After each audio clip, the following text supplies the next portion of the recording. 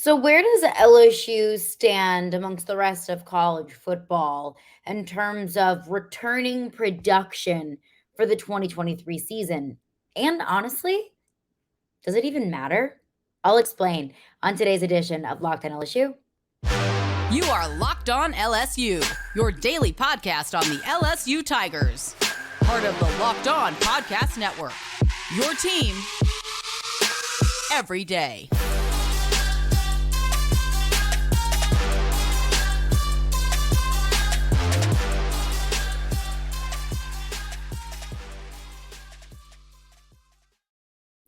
Well, thank you for making Locked on LSU your first listen every day. We are free and available wherever you get your podcasts. My name is Caroline Fenton. You can follow me on Twitter at Caroline Fenton1. I appreciate y'all for hanging out with us today. Also, want to let you know that today's edition of Locked on LSU is brought to you by FanDuel Sportsbook, the official sportsbook of Locked On. Make every moment more. Visit FanDuel.com/Locked On today to get started. So I saw this on ESPN.com the other day.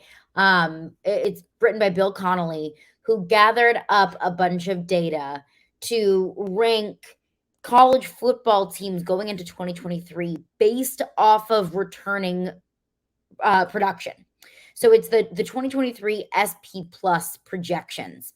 So it's projections based off of offensive production returning and defensive production returning, and then putting those two together, kind of getting the average for the percentage of production returning in 2023. So it's not necessarily percentage of your roster returning in 2023. It's really not that at all. It's percentage of your offensive and defensive production. So if your leading receiver, leading rusher, leading sacker is returning, that adds up to more percentage-wise in terms of returning production.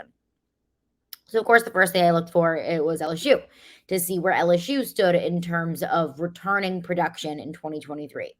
And LSU is ranked 32nd in college football in terms of returning production, which isn't bad. It's not great.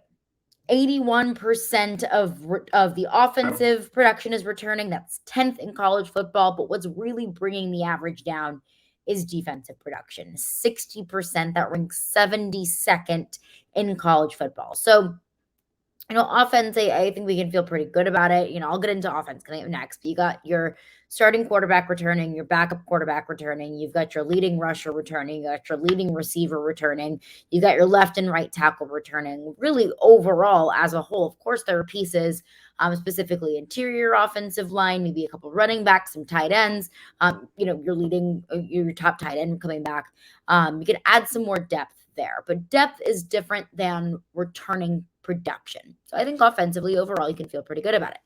But I wanted to look into the returning defensive production and just kind of show why I think these rankings are so flawed and why I think that these rankings of percentage of returning production is a really skewed way of looking at projections for 2023. And this article, it by no means says that, since, for example, Florida State, which I want to get into coming up next, has the most returning production coming back next year, or percentage of returning production coming back next year, that means that they're going to be the top team in college football. That's not what this article is assuming.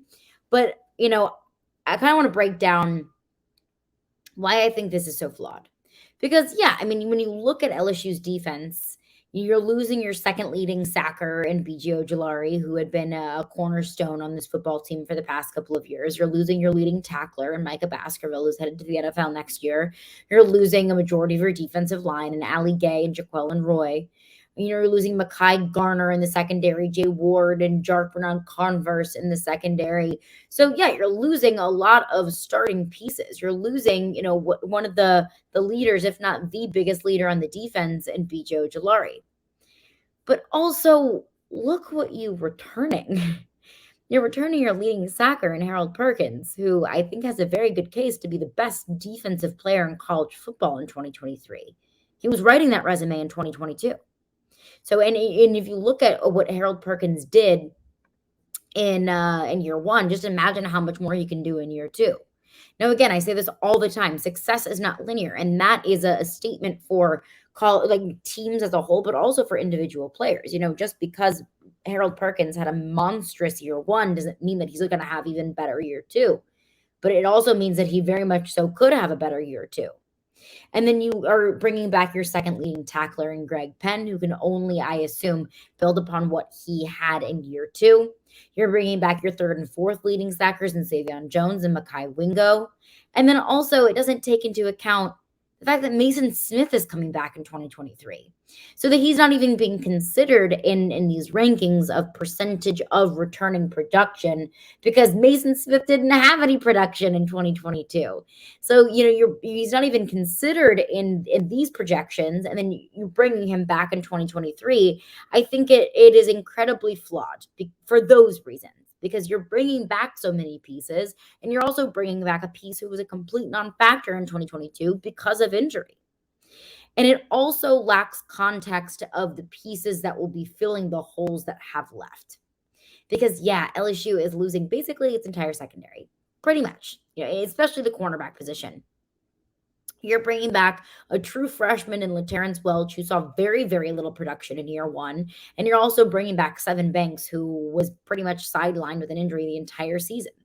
So you have to replace Mekhi Garner and Joe Fouché and Jar Bernard Converse in the secondary. But you're also bringing in a 5-star in Denver Harris. But you're also bringing in one of the most highly sought-after corners in this transfer portal class in Zy Alexander. You're also bringing back a 3-year starter in Deuce Chestnut, who was all ACC this past season, or maybe 2 seasons ago, whenever it was.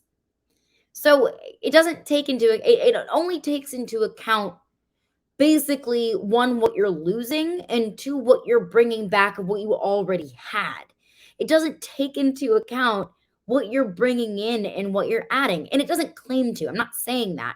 But I'm saying that these rankings, I don't think should have any bearing or any bearing on your thoughts about this team. If you look at it and you say, oh my gosh, look at all these other teams. Look at all these other SEC teams ranked above LSU in the rankings. You look at Missouri, who's number 9 in percentage of returning production.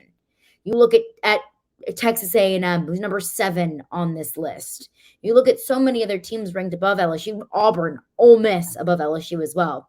But I just think it lacks so much context, and it lacks so much important information that should be considered when evaluating a team as a whole. Again, it doesn't say that it's evaluating a team as a whole, but I just think that if we're gonna look at this, we also have to take into account how much this list doesn't take into account. So you got a lot of pieces that aren't being considered. And also, let's look at some other teams. Let's look at some other teams ranked above LSU and below LSU and try and evaluate really how much we can, how much inventory or how much real estate we can put into this list as well. We'll get into that coming up next. But before we do that, I want to tell you about the only app that you are going to need at your Super Bowl party. And I will tell you what, it is FanDuel, because it's America's #1 sportsbook.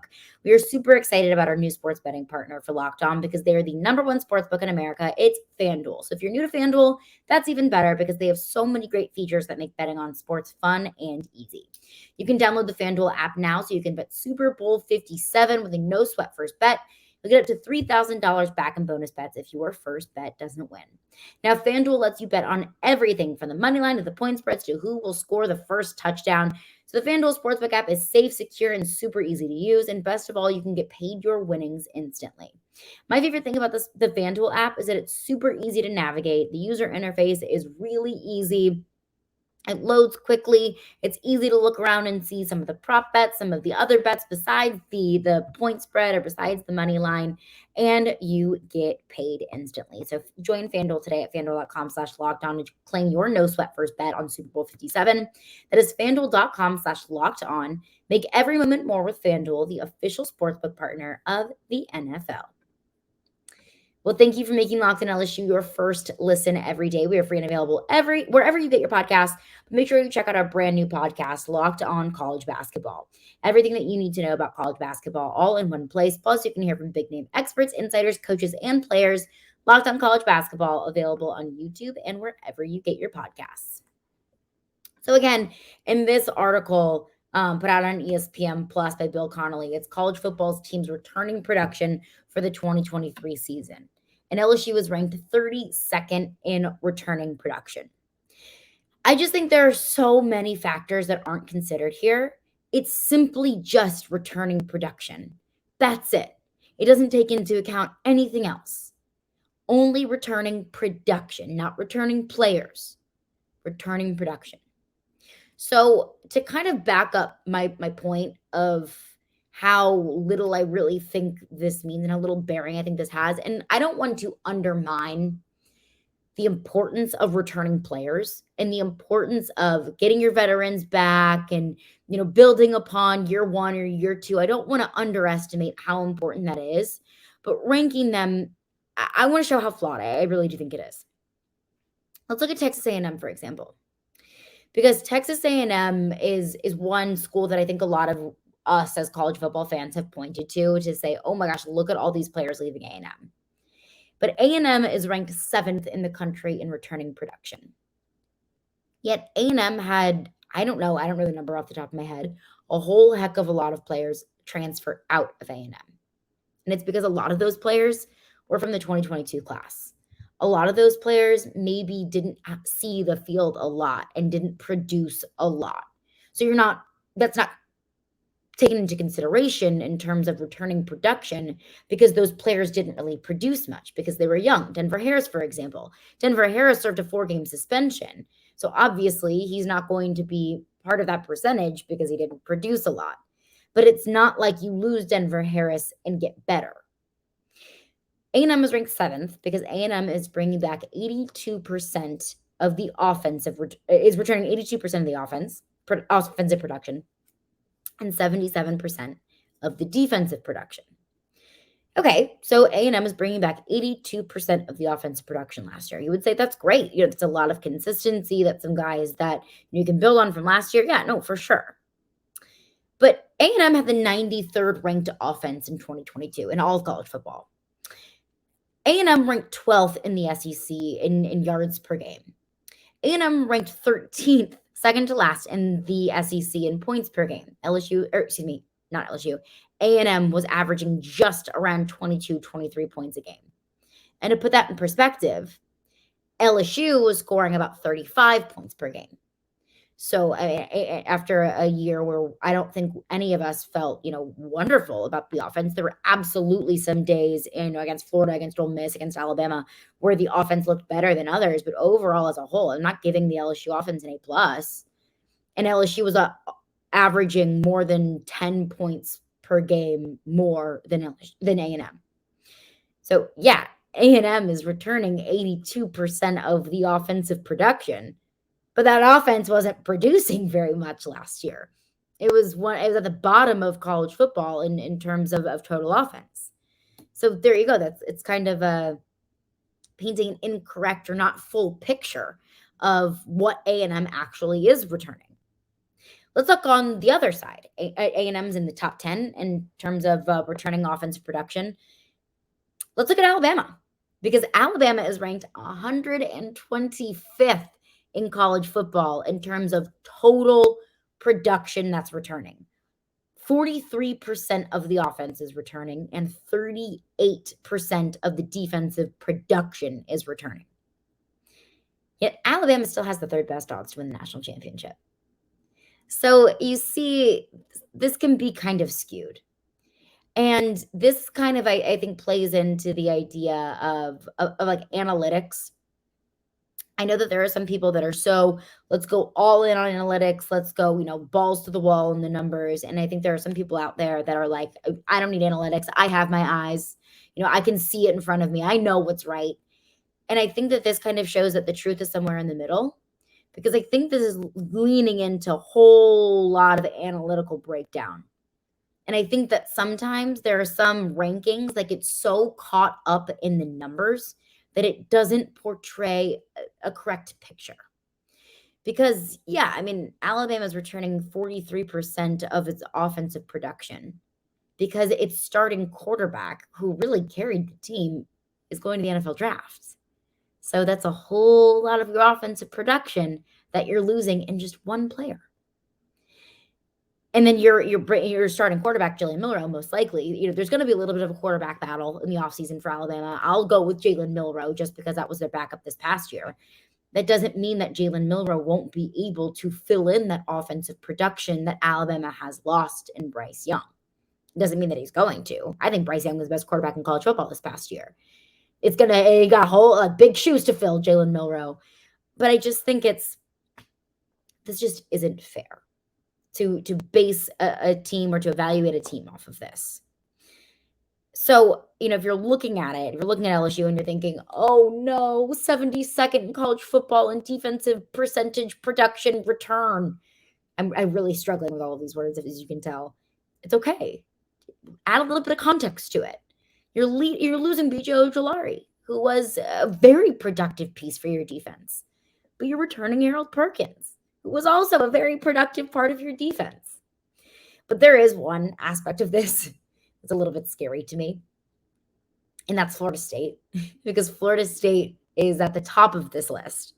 And when looking at this list, I always want to give a little bit of context to it. So when I saw Florida State, and of course, that's who LSU opens up the 2023 season with on their home turf this time. It's not in Tallahassee, but it's in Florida, in Orlando. Florida State's bringing back the most percentage of production in college football next year. They are bringing back 80% of the offense. Well, that's scary to me because when finding context for that, Florida State had the number 10 ranked offense in college football this past year. They were averaging 485 yards per game. And in that offense, they returned their starting quarterback in Jordan Travis.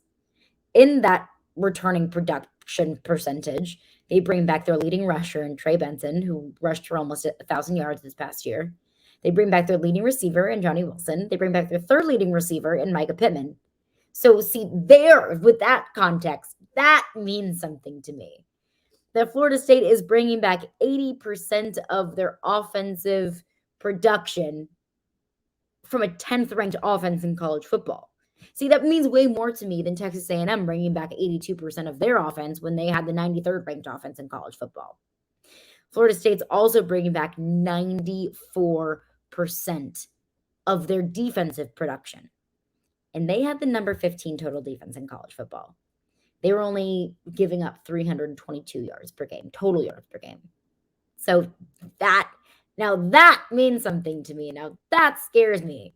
And that's the team that LSU starts their season off with next year. Florida State's going to be getting a whole lot of love this offseason, and this is why. Because there is so much continuity from 2022 to 2023, and what they're bringing over to 2023 did really well in 2022. And you could be saying to yourself, okay, well, Florida State's returning their starting quarterback, their leading rusher, their leading receiver. Well, so is LSU. Totally fair point. That's so true. LSU's bringing back Jayden Daniels. LSU's bringing back their leading receiver. LSU's bringing back their leading rusher. But LSU didn't have the 10th ranked offense in college football this past year. That's the difference to me here. But it's still, the same statement rings true. It's continuity is important. Continuity is important for Texas A&M as well. Don't know if you want to continue what you were doing last year if you're Texas A&M. So I hope that provided a little bit of clarity to my thoughts on this. I don't want to underestimate how important it is to bring guys back and to, have continuity in the locker room, but look a little bit more into it to give yourself a little bit more context about what these numbers mean and really honestly how little they mean. But coming up next on Friday, there is going to be a very, very controversial topic voted on within the Louisiana legislature. And I want to get into what that means for LSU sports. And we'll get into that coming up next. So, a couple years ago, it was voted to name the court at the PMAC the Dale Brown Court. And rightfully so.